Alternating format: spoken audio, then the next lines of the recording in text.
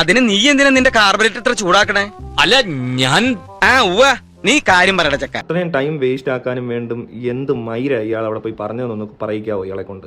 എന്തോന്നാടോ ഇത്? എവിടെ നിന്ന് കിട്ടിയോടോ ഈ ഉണ്ടാക്കണേ? അതെ, ഇവിടുത്തെ പുനരധിവാസത്തിന് അല്ലെങ്കിൽ ഒരു എന്താണ് റീഹാബിലിറ്റേഷന് വേണ്ടിയിട്ട് ഇപ്പം നമ്മളൊരു 3 കോടി രൂപയാണ് കൊടുക്കാൻ തയ്യാറാകുന്നത്.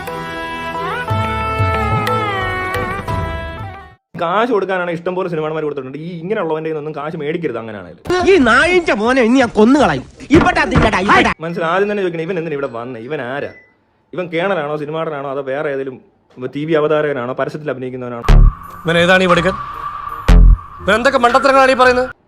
ഇവനോട് എന്താ പറയുന്നത് എനിക്കറിയാൻ വേണ്ടി. ഇങ്ങനെ എടുത്തും വന്നിട്ട് ഞാൻ എങ്ങനെ അവിടെ ഉണ്ടെങ്കിൽ എന്നോട് ചെന്നിട്ട് പറയാതെ അയാളോട് ഒന്ന് പറഞ്ഞു കൊടുക്കാൻ എന്റെ പട്ടി പോലും പോകത്തില്ല.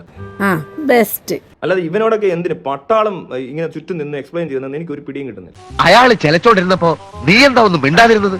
നിന്റെ നാ ഇറങ്ങിപ്പോയോ? ഇതൊക്കെ അറിയുന്നത് വളരെ സങ്കടകരമായ കാര്യമാണ്. അത് അവിടെ പോയി കണ്ടു കഴിഞ്ഞാലേ മനസ്സിലാവുള്ളൂ അതിന്റെ വ്യാപ്തി. എനിക്കറിയാൻ വേണ്ടി ചോദിക്കും, ഇവൻ എന്ത് ക്വാളിഫിക്കേഷൻ ഈ അവിടെ പോകാൻ എന്ത് യോഗ്യതയുള്ള നാണോ ഉള്ളവൻ ചെയ്യത്തില്ല. അത് മോഹൻലാൽ നാണോ മാനോ ഉളുപ്പും ഇല്ലാത്തൊരു മനുഷ്യനായതുകൊണ്ട് ചെയ്യുന്നതാണ്. രീതികൾ നിരീക്ഷിച്ചതിന് ശേഷം വീണ്ടും ഇവർക്ക് എന്തെങ്കിലും പണത്തിന്റെ കാര്യങ്ങൾ ആവശ്യമുണ്ടെങ്കിൽ വിശ്വശാന്തി ഫൗണ്ടേഷൻ വീണ്ടും പണം കൊടുക്കുന്നതാണ്. ഒരു 10 കൊല്ലം കൂടെ തന്നാൽ മൊത്തം തുകയുടെ പകുതിയെങ്കിലും ഞാൻ അടച്ചു തീർത്തോളാം.